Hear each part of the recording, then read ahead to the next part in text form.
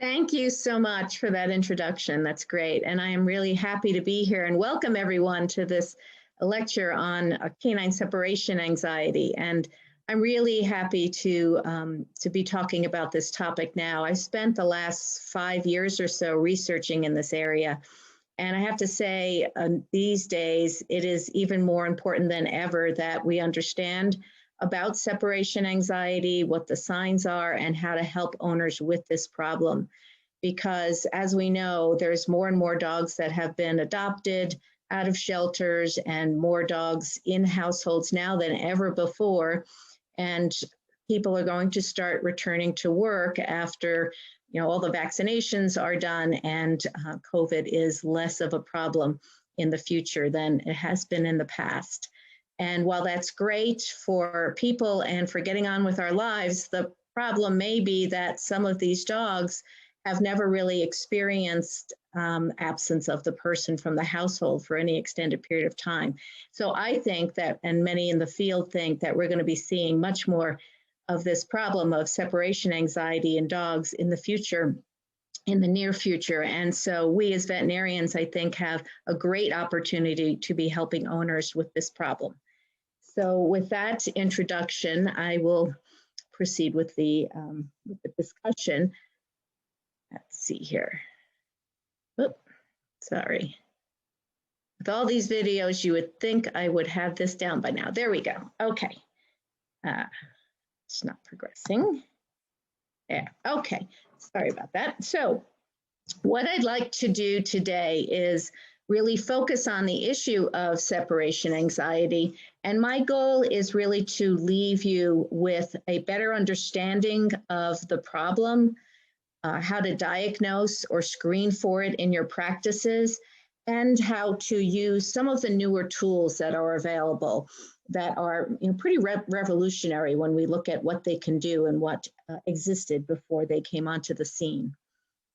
So with that in mind, let's move forward. We know that there are many, many anxious dogs out there. In fact, 1 in 3 dogs in the US has some form of anxiety, which is quite incredible if you think about it. And 1 in 7 have signs of separation anxiety. So there's a lot of dogs suffering from this problem. And one of the reasons why CC Animal Health and myself in particular wanted to focus on this area in our research is that we know that while the problem is big, there really are no long-lasting therapies other than behavior modification, which we'll get into in a little bit of detail, but there's really nothing out there that will help these pets on a lasting basis.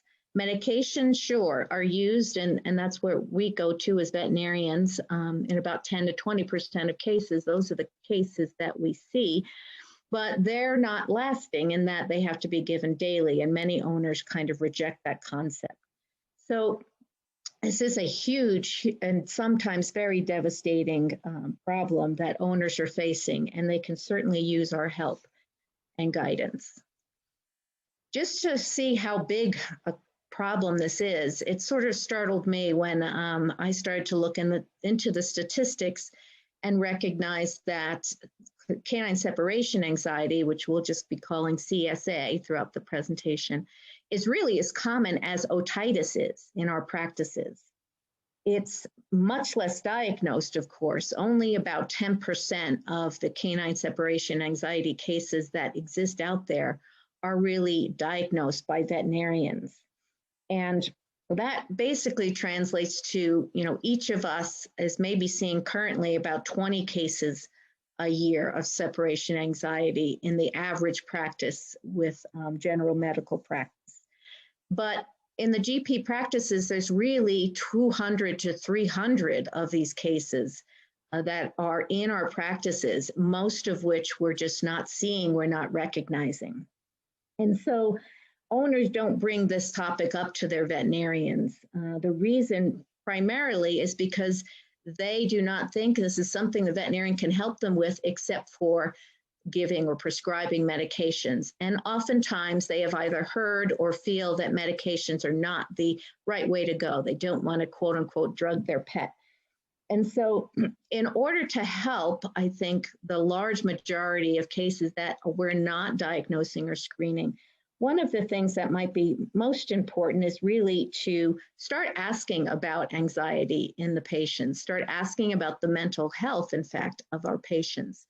It's become much more of a common practice in human medicine to add questions related to mental health in a GP's or primary care physician's history taking. And I think we, as veterinarians, might consider doing something similar, just adding a question in our history forms of the nature of, does your dog show signs of anxiety, for example? That can go a very long way in at least starting this discussion about separation anxiety. So in order to take a better look of what separation anxiety looks like, let me show you one of the cases from the pilot study. This is a beagle called Elliot, and he was adopted. He was a research beagle, and he was adopted by a family, by two individuals, a husband and wife, and they both worked outside the house. So when they left him, this is what he would do. He would howl relentlessly and start tearing up the bedding and the furniture. And as you can see, they tried quite a lot of things to help him. He is wearing a thunder shirt, which is one of the wearables that can help control anxiety. They have plugged in the wall a pheromone, which is also known to help in some cases. He has a comfort crate, lots of toys to interact with, yet he is showing these signs of separation anxiety, the howling, the destruction, and the staring out the window. All are signs of separation anxiety. So in order to maybe better understand the problem and what breeds tend to have this problem, CC Animal Health conducted a survey, and we have now about 15,000 responses in that survey. So we know a lot more now than we did before about who's presenting with separation anxiety. Of course, the top breed is mixed breed because that's the most common breed or type of dog out there. But one of the breeds that comes up time and time again, and often with severe separation anxiety, is the pit bull or pit bull mixes. They seem to have a predilection for this anxiety, as do Chihuahuas and some of the more common breeds like Labradors, Shepherds, and Retrievers. So if you're seeing these dogs walking into the practice, it might, especially for the pit bull mixes, it might sort of trigger a thought about asking the owners about their dog's experience when they leave the home and trying to uncover if this is a case that might need your help in treating the separation anxiety. We know also that these dogs are young by and large, that are diagnosed or at least recognized as having separation anxiety by their owners. 57% are under the age of 5. And what this means to me is that there are a lot of young dogs out there who will live the rest of their lives with this problem, and it usually gets worse and not better without some measures of control. And so they may be living, 8, 9, 10 years with the separation anxiety. So it's better to address it earlier for sure, and to recognize it early, and also to treat it. We see also that while dogs have more than one sign of separation anxiety, dogs with separation anxiety also have more anxieties. It's very, very common to have some comorbidities here of one anxiety with another.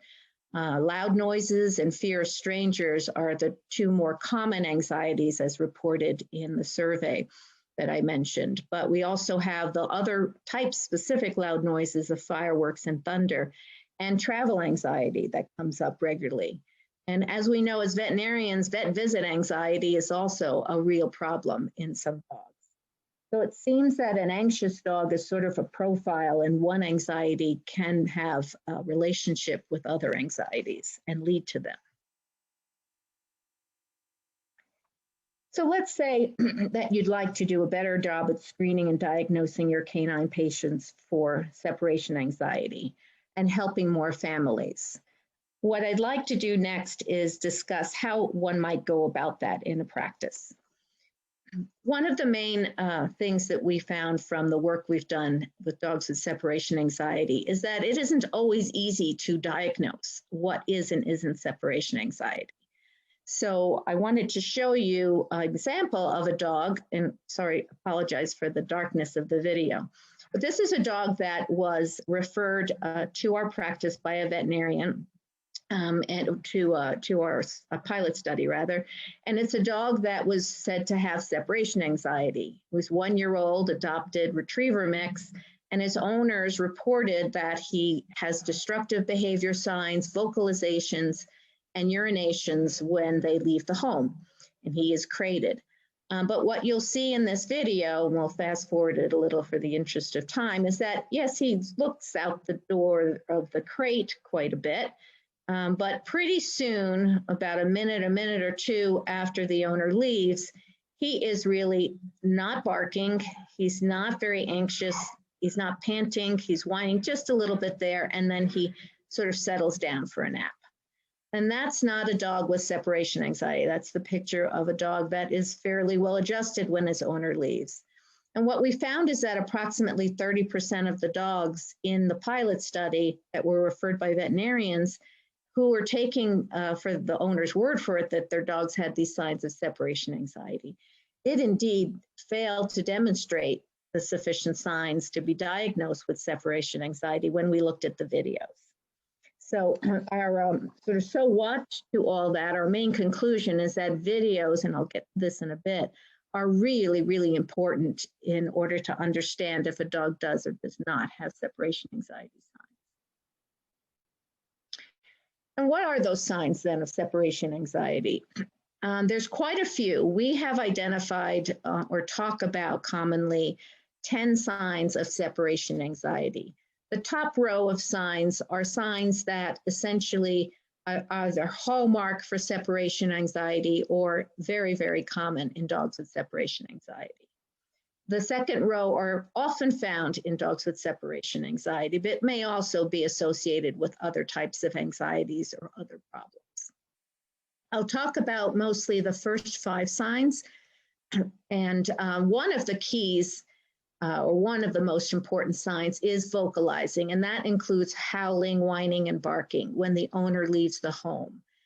And this is not only a common sign, it's one of the signs that gets the dog in trouble the most often, especially with neighbors in apartment buildings, in areas where folks live close to one another. The neighbors often complain about this sign, and the owners are very, very disturbed by it. It's one that we see often. 48% of dogs with separation anxiety in our database have this sign being reported, and it may be a sign that the owners may not, it may be underreported because the owners may not know their dogs are experiencing this sign and vocalizing because they might do it a few minutes after the owner leaves and the owners might not hear it. But oftentimes the owners do hear from their neighbors that this is occurring. And interestingly, this sign can occur when the main attachment figure leaves the home.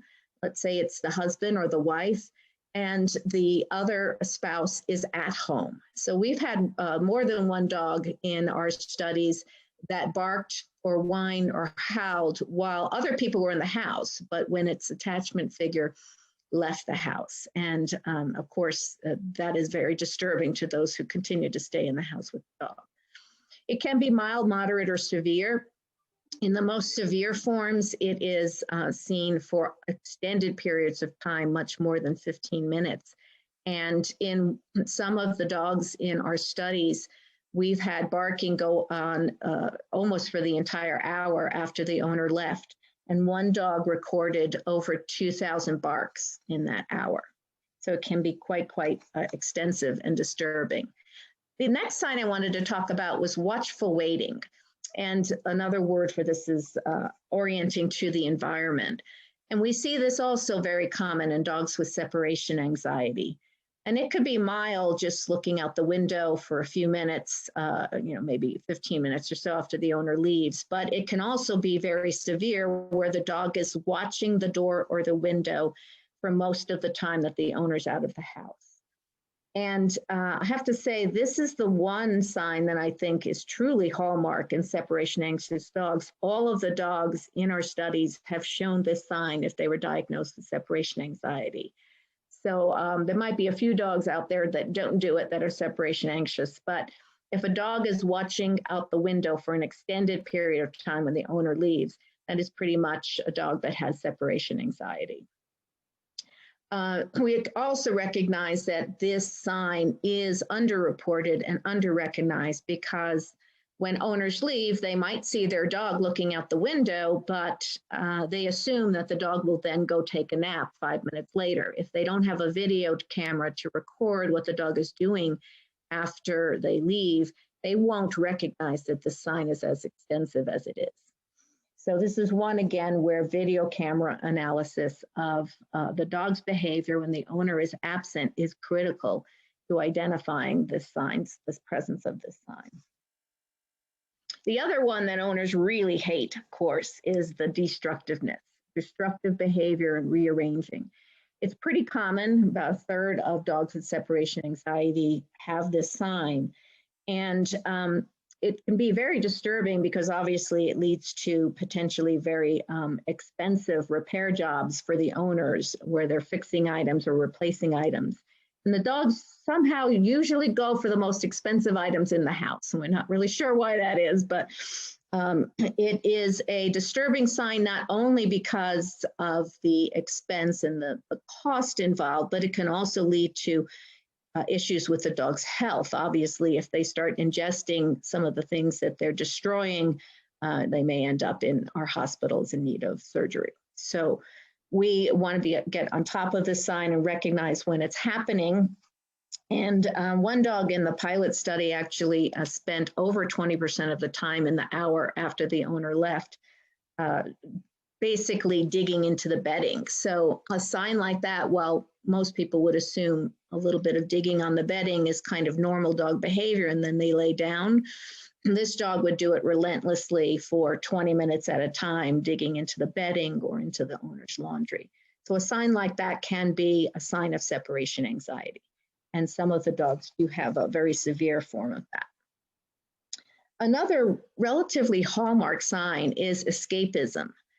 So this is dogs that scratch or bite at the doors or the windows, basically the exits of the home. And dogs with CSA do try to escape sometimes to get to their owners. And that's what's going on here. Without separation anxiety, the normal dog at home would not be scratching at the door or the window. So this is really a sign that something is going on with that dog in the form of separation anxiety. And in a very severe form of this, you know, we've had dogs reported to us that have jumped out of third-story windows, obviously broken bones, in order to get at their owners and to their owners. And so this is another very disturbing sign and can potentially lead to disastrous effects on the dog. The last one I wanted to talk about is urination and defecation in the house. And it's reported pretty commonly in dogs with separation anxiety, although I think it's reported less commonly now than it had been in the past studies, maybe 10, 20 years ago. Not sure why that is, but what we've seen in our pilot studies and in ongoing studies is that, yeah, maybe about 20% of the animals in the study do have this sign.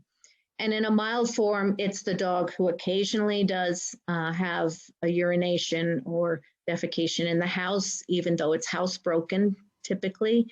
And the most severe. Lost sound on you. I'm sorry. Can you hear me now? Can you hear me now? Judy? Yep, yes, can you hear me? Yes, we can hear you. Okay, good. Everyone, we apologize for the technical. Okay, let me know if that happens again. I apologize for that. Yes, we do have dogs that occasionally have accidents in the house, but if it happens repeatedly and it only happens when the owner is not home, that can be a sign of separation anxiety and obviously disturbing to the dog and the owner. So it's also important to recognize what is not a sign of separation anxiety. not advancing on the slide here. Here we go.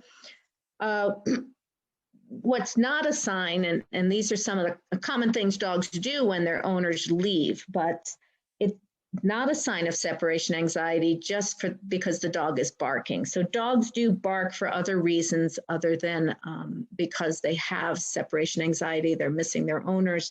They vocalize for all sorts of reasons, as we know. They could be frustrated, barking at squirrels or strangers or another dog. And so we have to sort of think about it in terms of if there is a logical target for the barking, a reason, a trigger for the barking that doesn't have to do with the owner leaving, then that particular incident is not a sign of separation anxiety. Also, looking at an unhousebroken dog, if a dog is poorly housebroken or unhousebroken, they may urinate and defecate in the house. So that would not be necessarily a sign of separation anxiety if they do it when the owner leaves, as well as do it when the owner is home. So we really have to get a good history to understand when the dog is having these accidents and what are the extenuating circumstances. Also, if the dog is destroying items, but the items that it's destroying are food related, so this would include what I call countertop surfing, so shopping on the countertop for things. Taller dogs are able to do this, or potentially getting into the garbage. That is not necessarily a sign of separation anxiety because we find that most of the time dogs that have at least moderate to severe separation anxiety really have their desire to eat and to hunt for food shut down. In fact, if you feed them or try to give them treats, oftentimes they won't accept them. So we know that eating or searching for food is really not well linked with separation anxiety.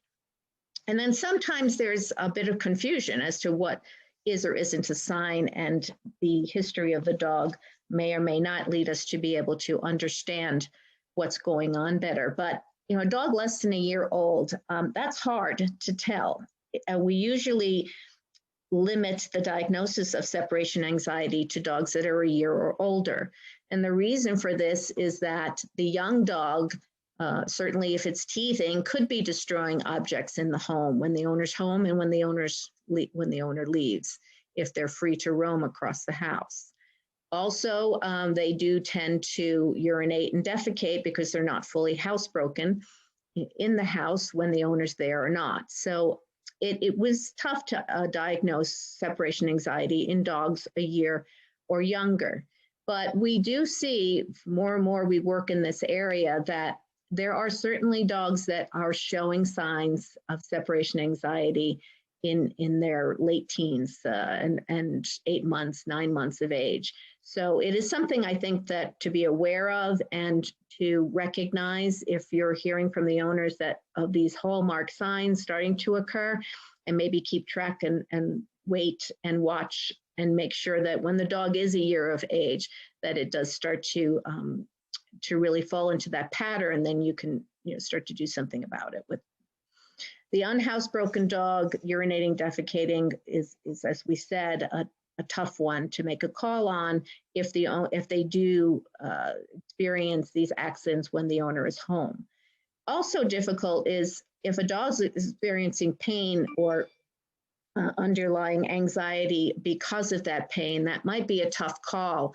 Is it separation anxiety or is it anxiety related to a painful hip, for example? Now, that's something that we can help with certainly by diagnosing the dog with the additional reason for the pain and teasing out that situation. Older dogs with cognitive dysfunction can also experience some anxiety. And this is also a whole nother area really of investigation is the dogs with cognitive dysfunction that might have anxiety related to their aging and their cognitive dysfunction. So with all of this information, how do we help owners better? What do we have available to us as veterinarians that we can use as tools to help screen and diagnose for CSA? Well, the bad news is there's no validated evaluation or scoring tools. There's no single blood test that we can do to diagnose CSA. But the good news is there are some tools available, and they're getting better and better as there's greater focus in this area. One of the tools that I'd like to point out, which is an excellent one to have owners take at home, it's this interactive quiz. Canine.com is the site. And this quiz is essentially about a 5-minute quiz. It takes the owner through the signs of CSA.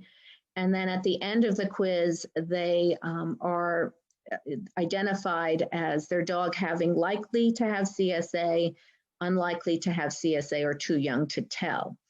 And in combination with the owner getting identified with the dog's status, they can send the form to the veterinarian, to us veterinarians, and we can then put that into the patient record and have that conversation with the owner about their dog's status as having CSA, if they're likely to. And then we can also go the next step, which is videotaping the dog. And this is really so important, as we found out through all the studies we've been doing, that the videotape analysis is really a fundamental part of diagnosing a dog with CSA, because the owners may misinterpret the signs, and then they tell us veterinarians what the signs are, but we just rely on their report. So seeing for ourselves and being able to see if there is indeed 15 minutes of the dog watching out the window or barking or having one of these other hallmark signs, that can go a long way to help us to screen the dog and then to diagnose the CSA. So I would encourage us, if possible, to, if dogs are identified by the quiz as being screened in for CSA, to have the owners take a video and submit that video to practice or a behavior consultant and get a true diagnosis that way. Okay, so now that we've talked a bit about how to diagnose CSA and what it is and what it isn't, let's take a look at what's available already historically to help dogs with canine separation anxiety. This is, again, from that owner survey that CC Animal Health did. And we can see that what owners are doing is using a lot of things that are available over the counter to try to help their dogs with separation anxiety. The number one thing that they're using is calming supplements and CBD oil treats, chews in all forms. They're using music therapy, and to a much lesser extent, they're going to veterinarians for the diagnosis and veterinary behaviorists for help and getting medications.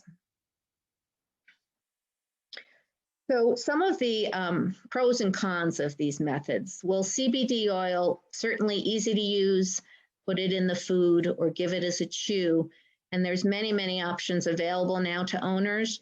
But the issues are we don't really fully know about the side effects because each formulation seems to be different than the other. And there's no standardization of formulation or dosages and no recommendations on the dosages. And actually no great studies or good studies in this area that can point to a single product as being the formulation that we should recommend. So I think there's a lot of research being done here. We'll watch and wait for the future to see if something unfolds that's more tangible, but right now I think it's a murky area. Calming supplements are certainly easy to use, often added to the food. And again, many options are available, but they do require continuous usage to continue their effects. One example might be Purina's Calming Care, but the cost can be moderate to high, used daily. It's around $600 per year for the owner to use it as recommended by the company. So that gets into big dollars. And also, some of them do not have the best studies to support their use. So again, side effects tend to be limited to GI, not too big an issue. Most people don't report significant side effects, but those are sort of the pros and cons with the calming supplements. Music therapy is often used and recommended, and it's easy to use. But what we see too is that some studies do support it in terms of its benefits, but there are other studies that show no help, no benefit. So it's one of these that certainly could be added. There's no very little cost and really no issues with its use. Just a question of whether it would help sufficiently in most of the cases. Compression wearables are out there. That's the a hallmark one is the Thunder Jacket, Thunder Shirt. They're low cost, usually under $40. There's many different manufacturers now, and I don't see any side effects that have been reported with them. But they have to be worn continuously or on the animal to have the effect, and they have to be worn properly. So that is really causing compression. Many owners do put them on too loosely. So, and also what we've seen is either they have mild effects if worn properly or no effect over time. And we saw in that research beagle, Elliot, he was wearing the Thunder Jacket, but it was not sufficient to help him with his signs of separation anxiety. Pheromones are another popular modality. They're low cost and easy to use. And there are some clinical studies to support their efficacy.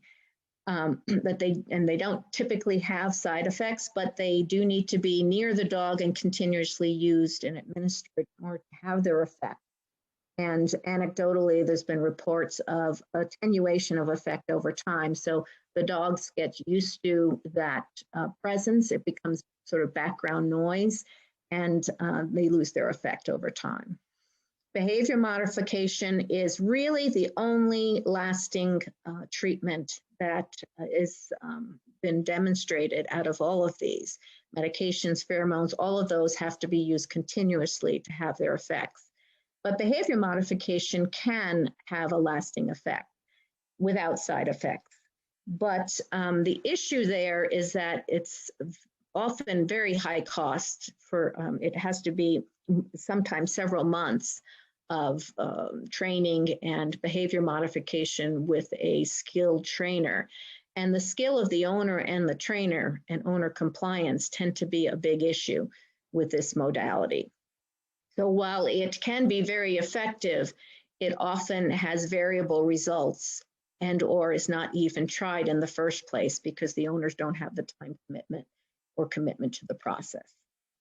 And medications we know are proven effective. FDA has approved 2 types of medications specifically for separation anxiety in dogs, fluoxetine and clomipirene, but their side effects are sometimes the issue, and whether they're real or not, the side effects are what often turns owners off to this modality.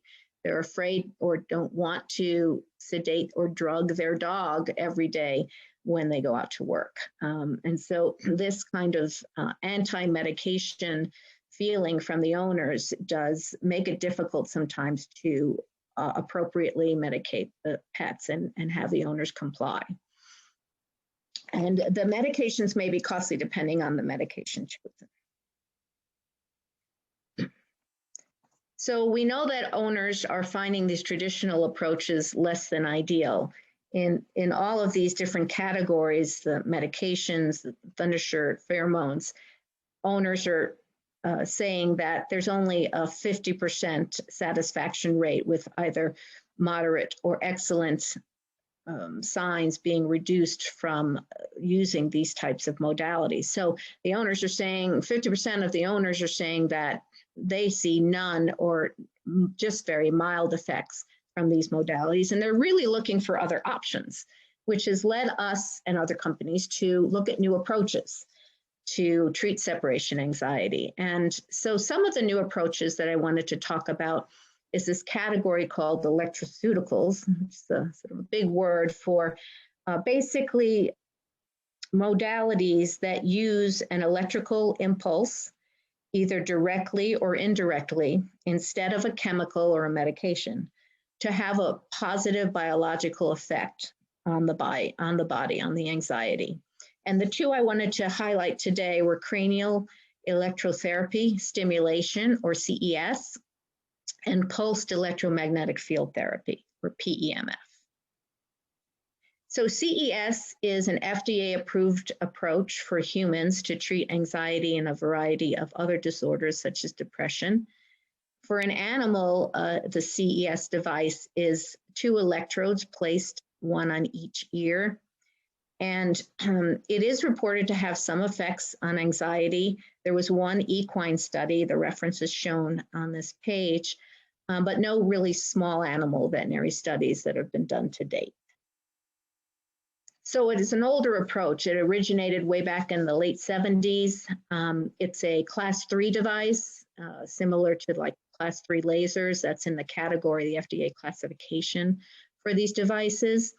And it works by direct electrical stimulation, similar to a TENS device that would be used to treat pain or inflammation in a joint. And it involves the electrodes, as we said, that were clipped to the ears. It's basically blocking the nerve impulses and sort of distracting the nerves from their fundamental anxiety impulses that are going from nerves to the brain and the impulses in the brain. And so it's not really addressing the root cause of the anxiety, but it is supposedly giving relief to the animal during its use. The practical administrations are that there are wires involved, and so attaching the electrodes to the device may require shaving, as well as it's not as appropriate or easy to use at home as some other devices that we'll talk about. So the PEMF is another area of exploration for electroceuticals in the treatment of anxiety. And also they had their roots in the 1970s with bone growth stimulators being FDA approved for delayed or non-healing fractures in people. And these were big clunky devices that had to be plugged in and used generally in doctors' offices. But then in the 1990s, PEMF devices were modified and refined, and the FDA cleared them for use in people to treat pain and inflammation. And in 2000s, the first veterinary uses became available.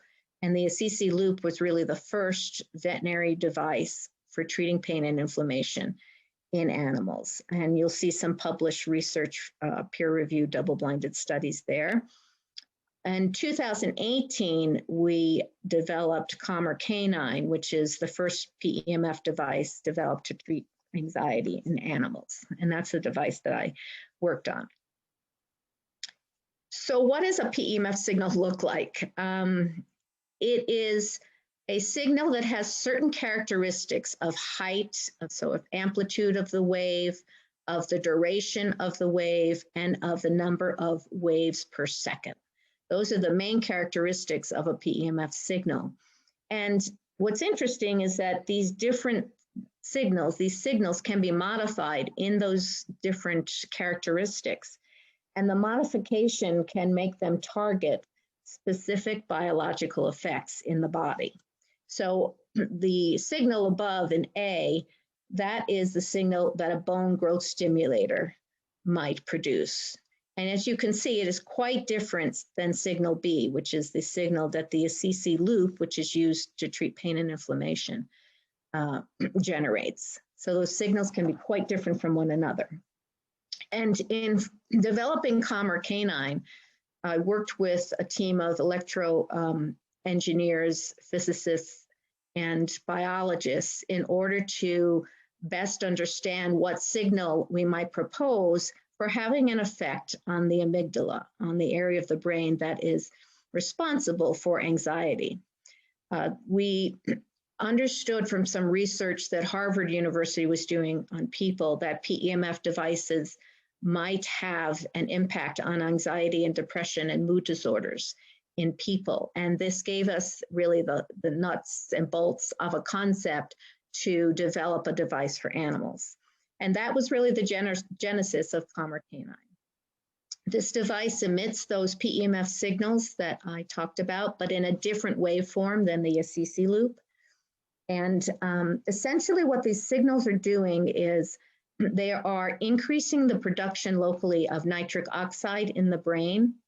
And nitric oxide is one of those molecules that has a lot of effects. And one of the effects is it inhibits the pro-inflammatory cytokines like IL-6, and it increases the production of the anti-inflammatory cytokines. So basically, it's rebalancing the chemistry in the brain over time. It also produces endorphins and serotonin and dopamine, which are those feel-good hormones. So all of that works together to reduce the inflammation and rebalance that overactive, anxious brain.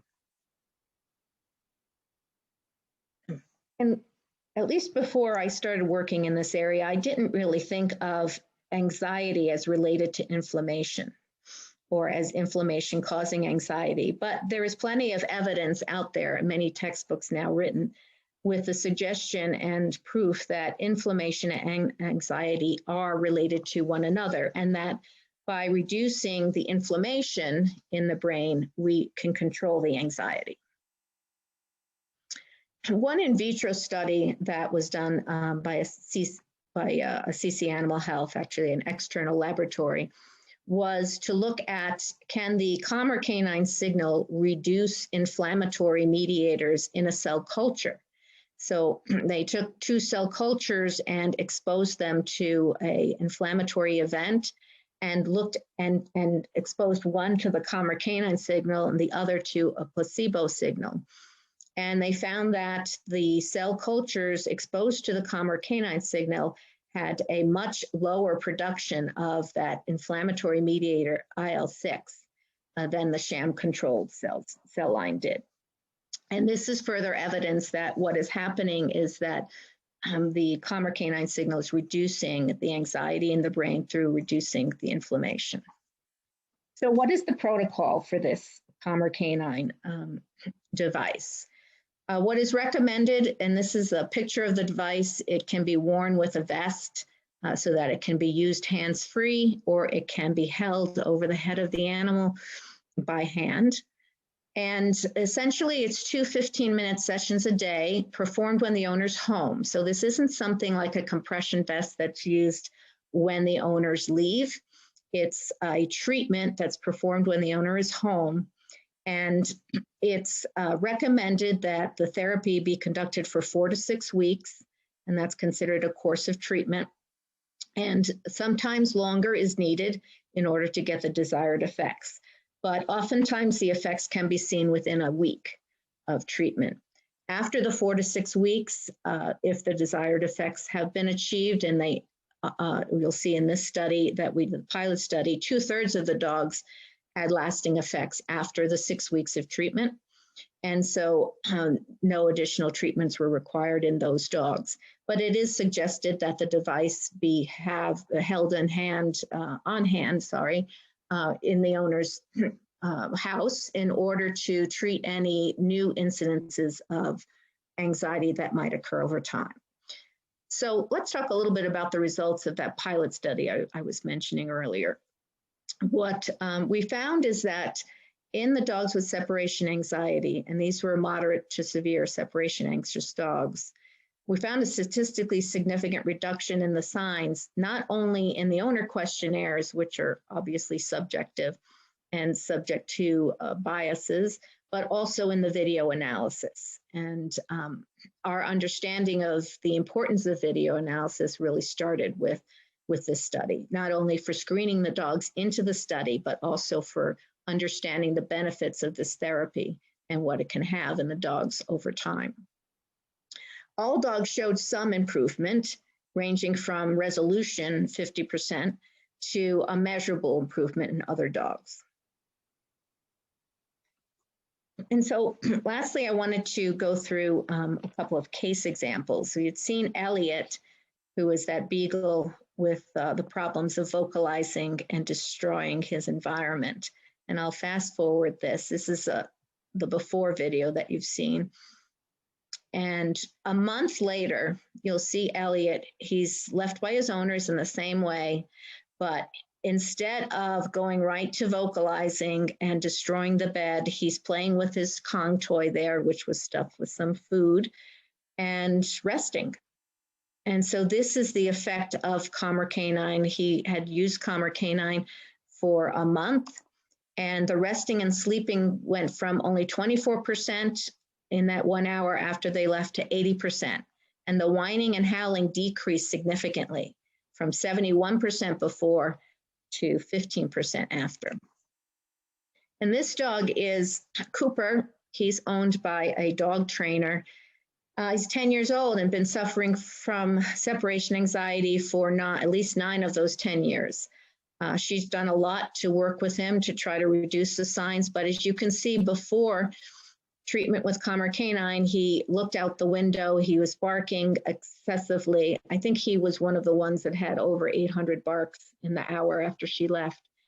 And a month later, you do see a different dog here. He does look at her leaving, and he looks at the door, but he checks out his toys, he's grooming himself, he's relaxing, he's not staring out the window as he was before, and he's even able to lay down and rest with his head down, which are all really positive signs. So we can see a dramatic improvement. His barking was 855 barks before Calmer Canine. In that first hour, it went down to 0. And watching the exits, as I said, that watchful waiting, important sign, was reduced significantly as well. Last dog is, I'll show you, is Granite, a 6-year-old pit bull. He has severe separation anxiety, and his owner was very distraught. Every time she would leave him, he would gnaw at his crate, and she had to put him in the crate because he would destroy the house otherwise. And you can see him doing that, his typical behavior here. And he did it so excessively that every time she'd come back to a pool of bloody drool on the floor from him injuring his gums. Here's a month later with Calmer Canine treatment, and 2 weeks after that, he's resting in his crate, significantly reduced in his signs of destructive behavior, went from 8% of the time chewing at the crate to less than 1%, and also reduced his whining. So as we see, these tools such as Calmer Canine can help dogs with separation anxiety, but they can also help with other anxieties as well. As we saw before, anxieties can be related to one another. And so we have had, since its introduction at October 2019, we've had reported cases from veterinarians of baby or new family member anxiety being reduced, vet visit anxiety, basically all the anxieties across the board being helped with the device. For further exploration and maybe studies in the future, we'd like to look at cognitive dysfunction, whether Calmer Canine and those PEMF signals can help other species like horses and cats. We also have anecdotal evidence to suggest it can, and in other types of OCD-like behaviors, as well as possibly performance anxiety in sport dogs. So hopefully at this point, you're more comfortable and knowledgeable about the diagnosis of canine separation anxiety. And my personal hope is that more of us will incorporate at least a single screening question in our history taking and in our forms that the clients fill out about the patient's anxiety level and whether they are seeing signs of anxiety in their pet. And in terms of the electroceuticals we talked about, my hope too is that you'll consider them for the toolkit in treating anxiety cases. The way they're being used now is first line in new cases, instead of reaching for the medications, trying a non-medicinal approach at first because side effects are much, much less, and lowering the dose of medications for animals that are on them, such as trazodone and fluoxetine. Calmer Canine has been seen to be advantageous in being able to wean dogs off of some of these medications. And certainly in multimodal therapy in more severe cases when the dog is not being satisfactorily controlled with their separation anxiety, it can be added to the medical and other regimens, such as behavior modification. What we have found people report is that behavior modification efforts are helped dramatically with something like Canine on the front end, because the dog's brain is able to get into a more balanced thinking mode. And actually the behavior modification is even more effective potentially with the dog being more balanced that way.